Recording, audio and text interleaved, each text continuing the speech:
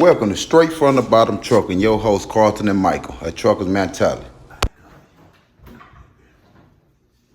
First and foremost, we'd like to give all praises due to Most High. And with that, we also like to say R.I.P. to Young Dog. We lost another one today. Yeah, R.I.P. Young Dog. And just to give you a little recap, this is coming to you from two ex-con. My brother been out for 10 years. I've been out for 2. We're both business owners. We'll both have a hand in the trucking industry. Him as an owner-operator and as a fleet owner, me as the owner of a dispatch service. So today's gonna be the first segment on a 5-segment piece, 5 episodes about what you need to know, 5 things you need to know when pursuing your CDL. So this is when you, the first thing we think you should have straight is your mentality, as far as how your mentality is, this is something that you really want to do. And if you're looking at my t-shirt and my biceps, please stop. We can be serious for a minute and start talking about the trucking industry. And without further ado, my brother Carlton's gonna break you off a little bit. Welcome to Straight from the Bottom Trucking, your host Carlton and my boy Mike. Basically, we just want this first episode. Y'all tune in. If y'all haven't went like or subscribe or follow the page, y'all do so now. So we're just gonna start from the bottom of trucking. We ain't gonna start way up, up top and stuff about, the business aspects of it.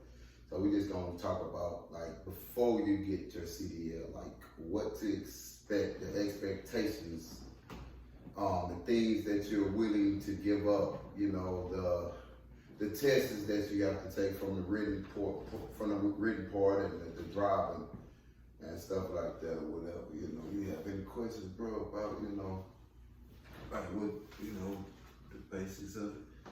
Yeah, so what is the mentality you should have when you're pursuing this? First and foremost, coming from my perspective, as being felons or what have you, do you have anybody that would fund us as getting out? A lot of us we get out on our ass.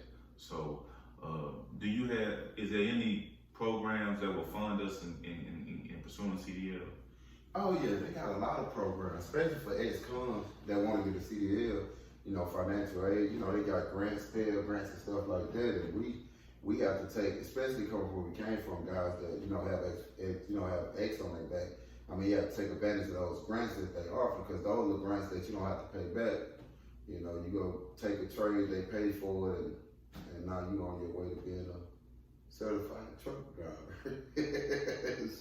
And so what's the mentality you should have as far as if you have a mind, all right, you've been seeing these ads or something, you might just, while you're driving on your daily commute, you might see a big truck pass by and say truck drivers wanted. You may see some billboards say truck drivers wanted.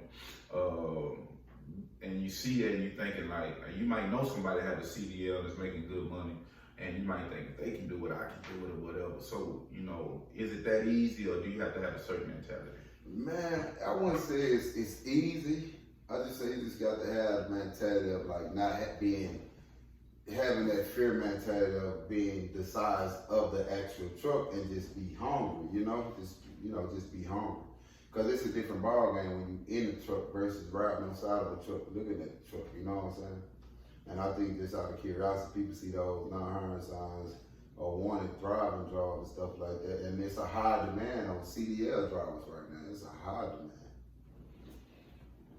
So speaking from your standpoint, when you first got your CDL, was there any roadblocks that you ran into? Man, was there any roadblocks?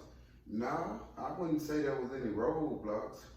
I signed up it took me years. It was years and years before I just actually decided. I thought about it, the thought crossed my mind.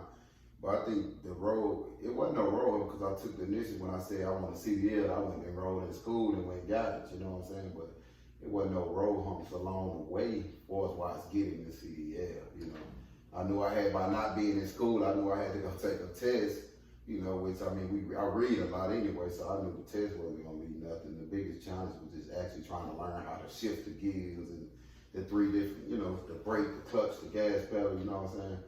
So it's, it was like, that probably was a challenge, but it wasn't that much challenge, especially when you never drove a big old truck and that gears sit up like that there, you know what I'm saying? You let a 5'7" something, you know what I'm saying? But it's fun. It's really cool. It's like, right, it's fun. So say, okay, you actually got your thoughts straight. You done got your CDL and all that. You didn't pass, got your certificate and everything. You feeling good. What type of job could you expect to get with a fresh CDL? What kind of jobs? See, when you go into school, they have these recruiters that come in there with all these job offers. And a lot of times these job offers, they require you to be gone away from home for like weeks and weeks at a time, just to get that over the road experience. Cause it's so hard to get a job just locally, that's for your veteran drivers, your guys that's been in the game for a minute, you know what I'm saying? But like just fresh out, now they gonna put you out there, they gonna crack that whip, get out that way, you know what I'm saying? Mm-hmm. So, when I got mine, I went straight to the oil field because I knew it wasn't gonna be a lot of miles being driven. I'm in the comfort zone. Once I learned the area, I can learn and perfect my craft on back end, shifting my gears. So I learned like that before I even just kind of branched out to doing something else with it. Is that a route that you would recommend for new CDL drivers? I recommend that. That's something I recommend if you could be away from home from your family. I recommend it because it's great money. It's good money, especially when it's booming.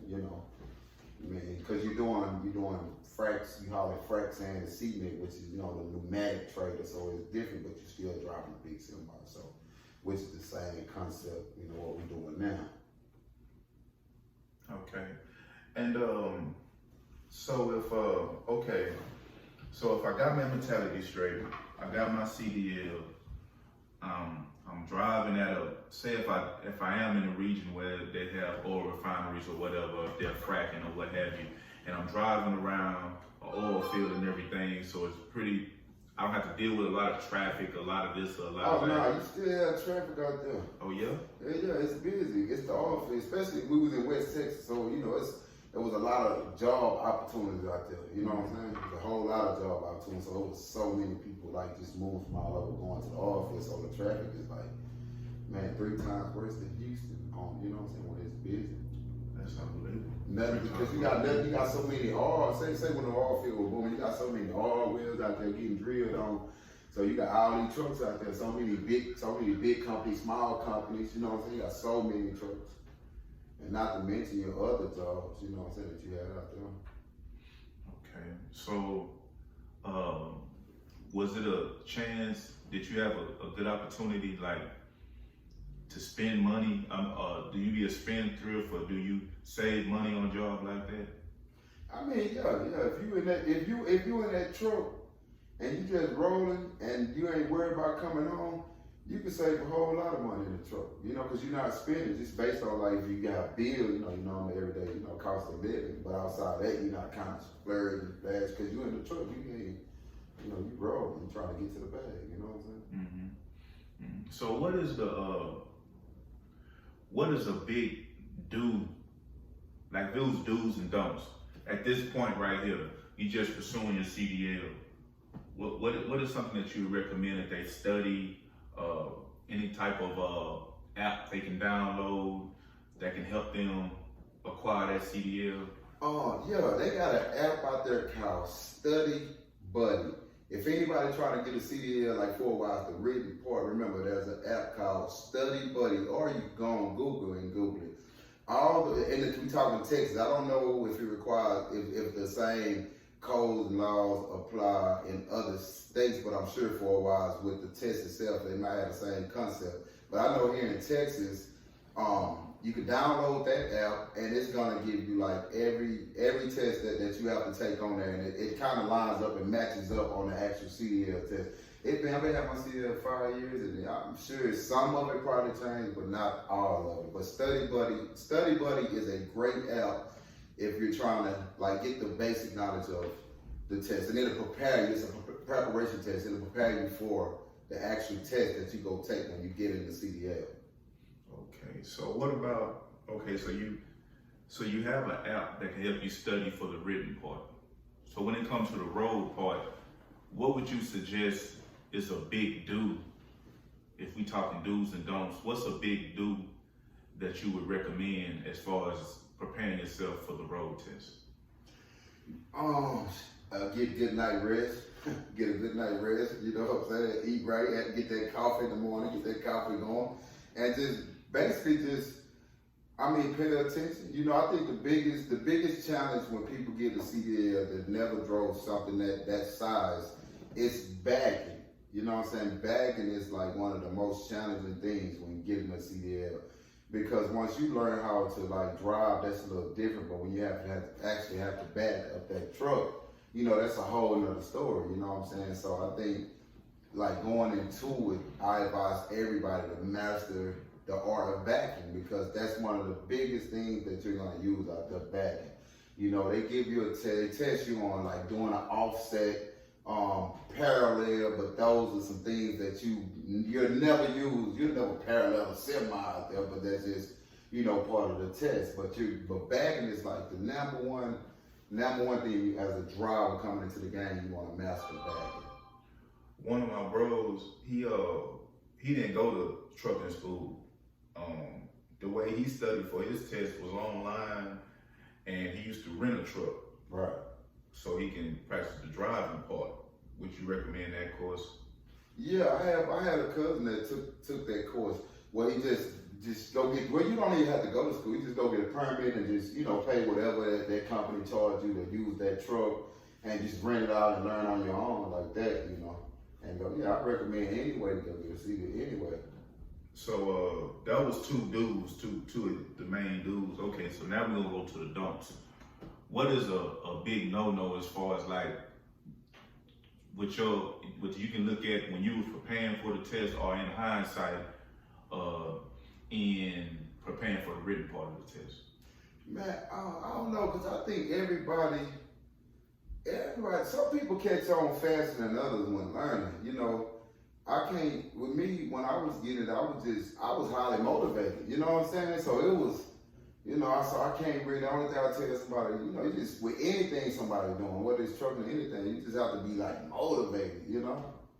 And pay attention, you know what I'm saying? Pay attention, because sometimes, you know, we go to school and think we're not learning nothing, and then you miss it, and then later on in the game, you're like, damn, you try to, you know, so I just say pay attention to everything that instructor or whoever teaching you at that time, just pay attention, because it's valuable information later on in the game. So, as far as the road test go, what's a big don't in the road test? Something you shouldn't do? Don't hit a curve when that instructor. Don't hit a curve when you're taking that test. Because they'll fail you. Do not hit a curve. They go fail you. And a curve. Hey, you can leave. Hey, bro, you can leave the facility, the DMV, and go all the way around on your little route to get the CDL. Man, this is a true story. We had a white guy that was in there, and he got all the way to turn back into the DMV CDL to be certified. It was a cone right there. He hit the cone. They failed. Passed there, they failed. Why? Because they could have been a pedestrian. Don't hit a curve. And with that, ladies and gentlemen, that was the first segment of, as far as like, and that was mostly dealing with the mentality and everything that leads up to the test. That was episode 1. Straight from the bottom, Chuck, and y'all took me. We got a lot more for you guys. We just gonna start all the way from the bottom. We'll start from the bottom, take it to the top.